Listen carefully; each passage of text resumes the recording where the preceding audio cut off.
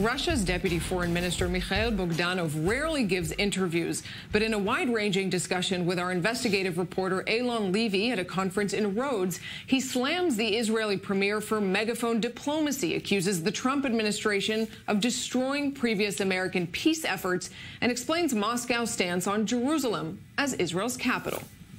When, through the fault of Israeli pilots, 15 people died, as our Minister of Defense said, the rules of the game have changed.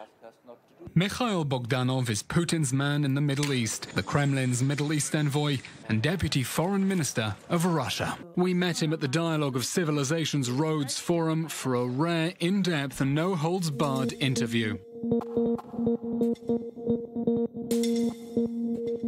Mr. Bogdanov, last month in a tragic incident, the Syrian army shot down a Russian plane. Why did Russia blame Israel? I think that on this issue, the President of Russia and Minister of Defense have already spoken.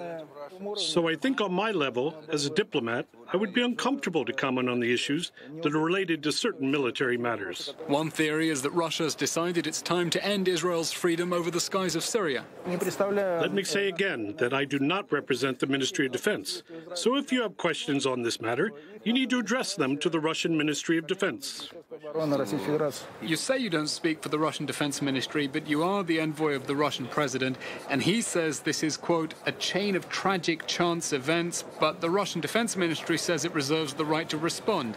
Are they playing good cop, bad cop here? I can't comment on that. I don't know. I don't know what you mean, because I'm certain that all these issues are being discussed at the very highest level with the participation of the Ministry of Defense and other actors. What I'm saying is the Ministry of Defense statement... I understand what you're saying. ...seems to be very different from the president. It's not my job to comment on what my president or Minister of Defense mean. It's not my capacity. Your country has now delivered the S-300 batteries to Syria, something Israel has vigorously resisted for many years. Does Russia understand Israel's security concerns? Of course we do. Therefore, for many years, despite requests from the Syrian authorities, there were even agreement and prepayments, and people were prepared. We didn't deliver the S-300 system precisely because the Israeli leadership asked us not to do so. But in this particular case, the rules of the game were violated, so the rules of the game have changed. The rules of the game were violated when Israeli pilots used a Russian aircraft for cover, knowing how it threatened the Russian crew.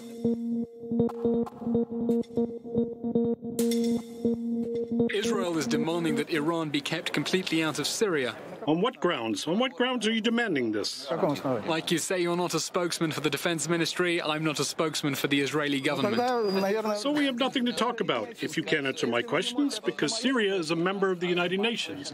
It has equal rights to Russia, Israel, America, and any other country. This is a sovereign country led by a legitimate government. That's Syria's sovereign right. And yet, all the same, Russia has been negotiating with Israel about a buffer zone, keeping Iranian troops away from the Syrian border.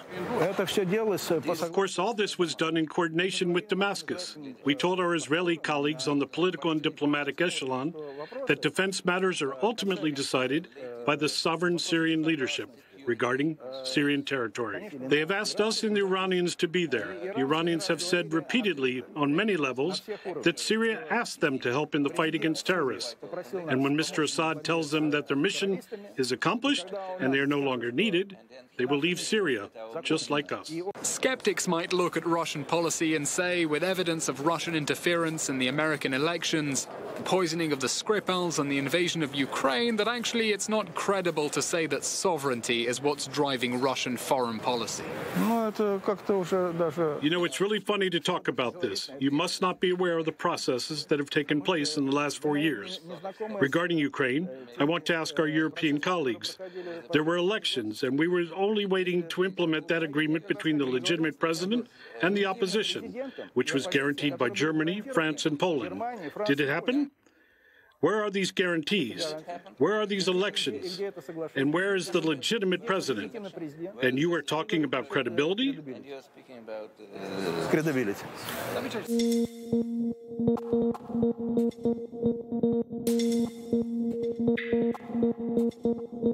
Earlier in the year, when Prime Minister Netanyahu revealed nuclear archives and material stolen from Tehran, he showed incontrovertible evidence that Iran hid the fact it was trying to build a nuclear bomb. Does that concern you? I'm telling you again, no. Maybe it's part of the information warfare, but speaking seriously, the Israeli leadership told us later that there were 3 days for these sites to be cleared and concealed.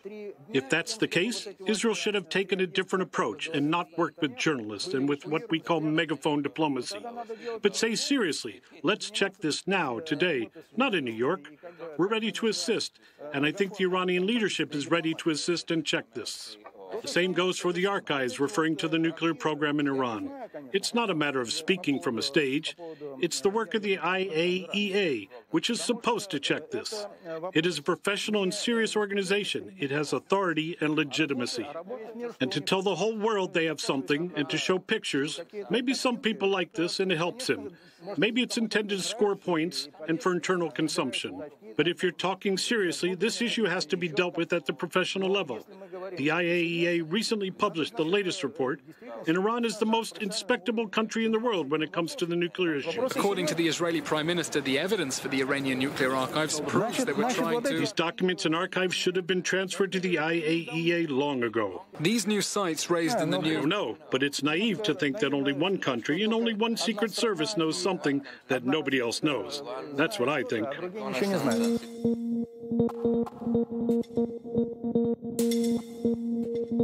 If the Israeli leadership appeals to the United Nations on Iran, it has to appeal to the United Nations on Palestinian issues too.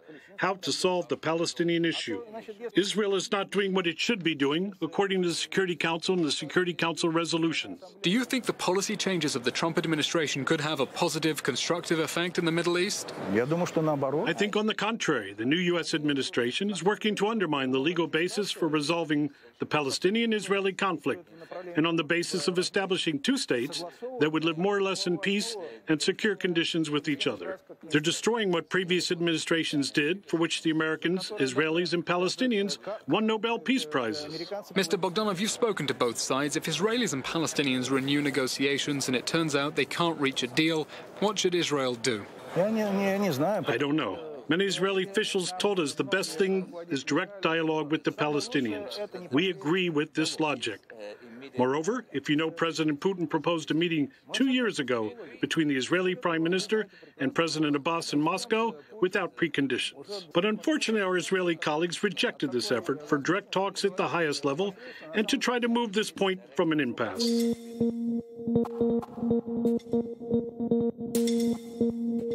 Last year, Russia surprised Israel by recognizing West Jerusalem as Israel's capital. Why did you do that? Sometimes we notice that there are certain elements of irrationality in our approach. As you know, many years ago, we gave early recognition to a Palestinian state on the 1967 lines with the capital in East Jerusalem. And we asked ourselves a question: what about West Jerusalem? If we say East Jerusalem is the capital of a Palestinian state, then logically, West Jerusalem would be the capital of Israel. Every day I went from Tel Aviv to Jerusalem in order to meet the leadership of Israel. Therefore, it was logical to come to the conclusion that East Jerusalem, how you say, God willing, would be the capital of Palestine, and West Jerusalem would be the capital of Israel. Logic.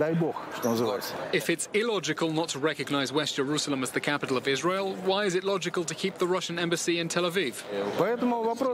The transfer of the embassy, I think, is a technical issue, but I think it needs to be resolved in a balanced way. We have recognized East Jerusalem as the capital of Palestinian state. Can we transfer our representative office in Ramallah, which is not yet an embassy, to East Jerusalem? We support a balanced policy. If we transfer our embassy to West Jerusalem, which we recognize as the Israeli capital, what should we do with East Jerusalem, which we have recognized as the Palestinian capital? Okay, Mr. Bogdanov, when are we seeing you next in Israel? I hope that quite soon. Hopefully. Thank you very much. Thank you.